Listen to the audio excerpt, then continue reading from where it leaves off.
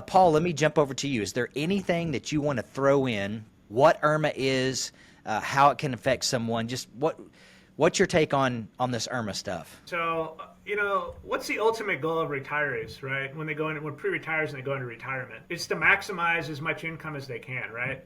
You know, they want to have as much income so they can live comfortably the next 30, 35 years. But what we're seeing right now is a lot of that is taxable income. So the more taxable income that you obviously desire or you want to generate is really the less amount of Social Security you're going to receive. Because if you make too much taxable income going into retirement, I don't care if their age is 40, 50, 60, I talk to a range of people.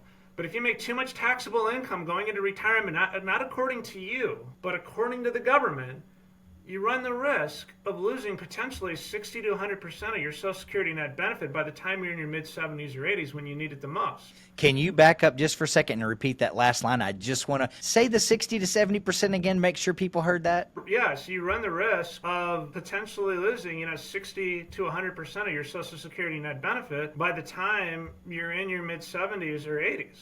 So that's the reality of it. It's a big deal, and that's why I said earlier in the show, I love our country, I support our country, but the government's made it really tricky. And what do I mean by that? Well, because most people are not trained, even financial professionals, to know, oh, this one decision triggers this tax, and that tax triggered this tax, and that tax triggered that tax. And so when it gets to retirement income planning, well, it's what I've always called the all-seeing eye in the sky.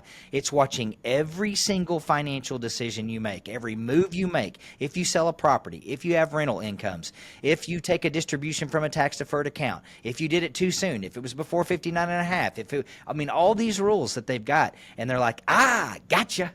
You pulled that out too soon? Gotcha. Or you took this distribution, that's going to affect this tax and that tax and this tax and that tax. And it's just a constant revolving door of you took out the money and you thought it was yours. But that's why I always say it's not what you make, it's what you get to keep.